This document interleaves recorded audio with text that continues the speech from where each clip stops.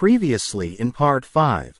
Joseph's proposal pleased Pharaoh, so he put Joseph in charge. He placed his ring on Joseph's finger, clothed him in fine linen, and put a gold chain around his neck.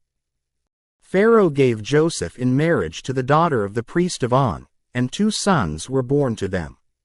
There was so much grain stored up in the 7 years of harvest, it became unmeasurable. When the 7 years of harvest ended, the people cried to Pharaoh for food. He told the people to see Joseph and do what he says. Joseph opened the storehouses and sold food to the people. The story of Joseph, Part 6. Joseph's brothers go to Egypt. Genesis chapter 42.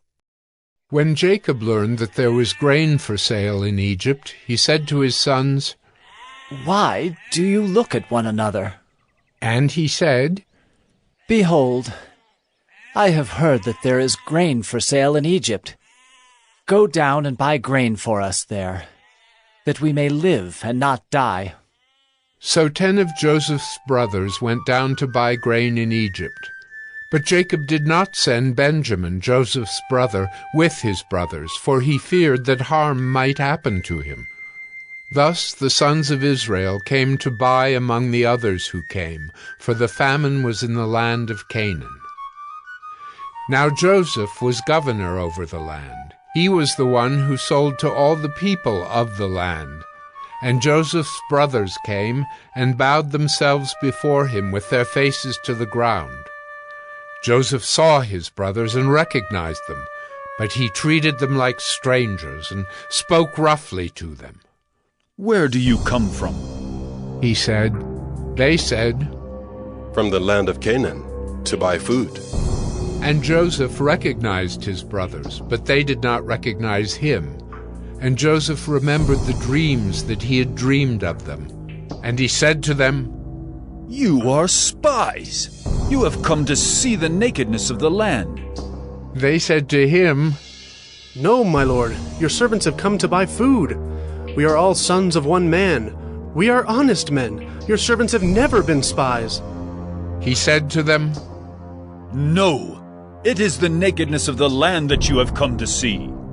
And they said, "We, your servants, are 12 brothers, the sons of one man in the land of Canaan. And behold, the youngest is this day with our father, and one is no more."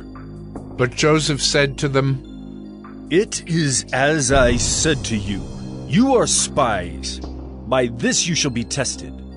By the life of Pharaoh, you shall not go from this place unless your youngest brother comes here.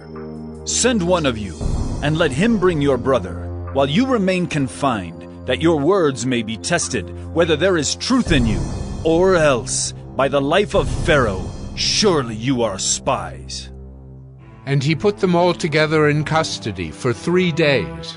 On the 3rd day Joseph said to them, "Do this, and you will live, for I fear God. If you are honest men, let one of your brothers remain confined, where you are in custody, and let the rest go and carry grain for the famine of your households. And bring your youngest brother to me, so your words will be verified, and you shall not die." And they did so. Then they said to one another, "In truth we are guilty concerning our brother, in that we saw the distress of his soul, when he begged us and we did not listen. That is why this distress has come upon us." And Reuben answered them, "Did I not tell you not to sin against the boy? But you did not listen. So now there comes a reckoning for his blood." They did not know that Joseph understood them, for there was an interpreter between them. Then he turned away from them and wept. And he returned to them and spoke to them. And he took Simeon from them and bound him before their eyes. And Joseph gave orders to fill their bags with grain, and to replace every man's money in his sack, and to give them provisions for the journey. This was done for them. Then they loaded their donkeys with their grain and departed. And as one of them opened his sack to give his donkey fodder at the lodging place, he saw his money in the mouth of his sack. He said to his brothers, My money has been put back. Here it is in the mouth of my sack." At this, their hearts failed them, and they turned trembling to one another, saying, "What is this that God has done to us?" When they came to Jacob their father in the land of Canaan, they told him all that had happened to them, saying, "The man, the Lord of the land, spoke roughly to us and took us to be spies of the land. But we said to him, 'We are honest men. We have never been spies. We are 12 brothers, sons of our father. One is no more, and the youngest is this day with our father in the land of Canaan.' Then the man, the Lord of the land, said to us, 'By this I shall know that you are honest men.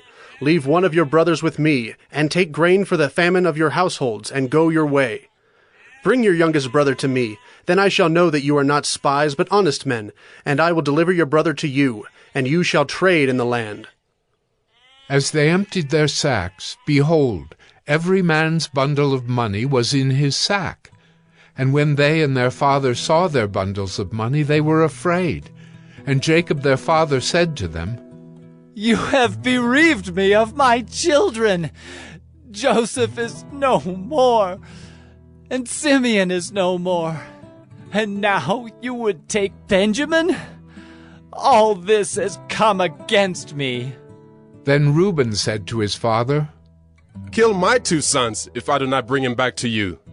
Put him in my hands, and I will bring him back to you.